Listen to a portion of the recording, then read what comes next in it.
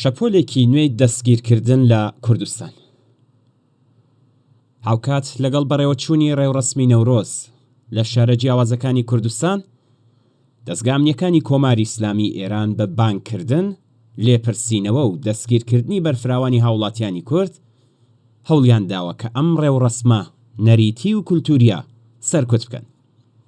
هەواڵە گەیشتووەکان ئاماژە بەوە دەکەن کە لانیکەم 41 هاوڵاتی لەوانە 6 منداڵ لە شارەکانی ورمێ، شنۆ، سەردەشت، سەقز، مەریوان، سنا، پیرانشار و کرماشان دەستگیر کراون.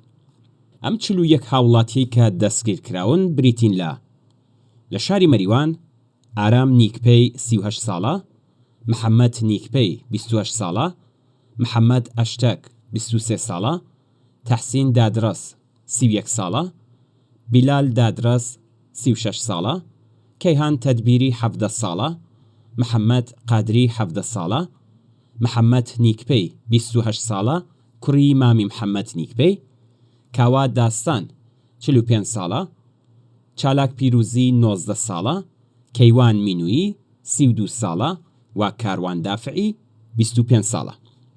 لە شاری سەردەشت شاکار محەممەد زادە 10 ساڵە، بڕیار محەممەدیانی 14 ساڵە، ئارام ئالی، کەماڵ خازانی، ڕەحیم قادری، کامران غەزالی، شێرزاد شێخی، بێهروز مەسلەحەت، عوسمان عومەر نژات، بێهروز هەمزەپور و محەممەد حوسێنپور.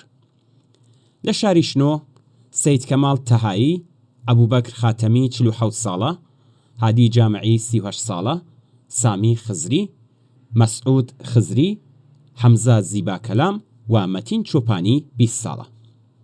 لە شاری سنەش شیروان حەیدەری، ئیدریس حەیدەری، سیروان حاتەمی و سەعید باباکەرێمی 34 ساڵە. لە شاری ورمێ ڕۆژبین ئەفسون 22 ساڵە، ئەڤین ئەحمەدی 16 ساڵە و ساریە ئەحمەدی 17 ساڵە. لە شاری سەقز فواد کەشاوەرز، سەیفوڵڵا خانغەفوری باشبڵاخ 78 ساڵە.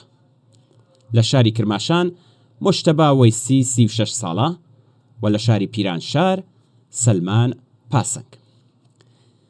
دەستگیرکردنەکانی نەورۆز لە شوێنە مێژوویی و کولتوریەکانی تری ئێرانیش ئەنجام درراوە.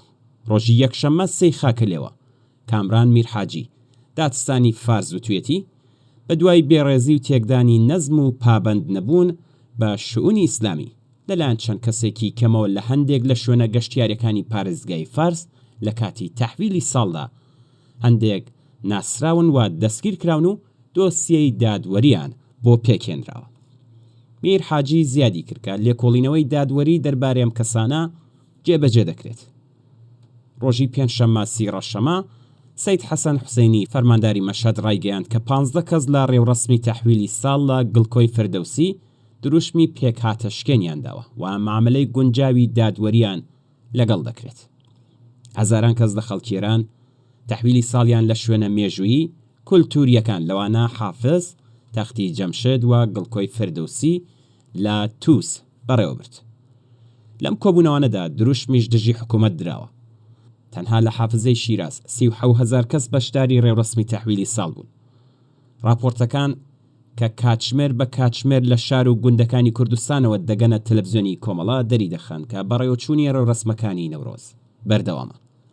دەستگیرکردن و هەڕەشەکانی دەستگامنیەکانی کۆماری ئیسلامی نەیتوانیوە خەلەلێک لە ڕەوتی بەڕێوەچوونی ئەو ڕێوڕەسمانەدا دروست بکات.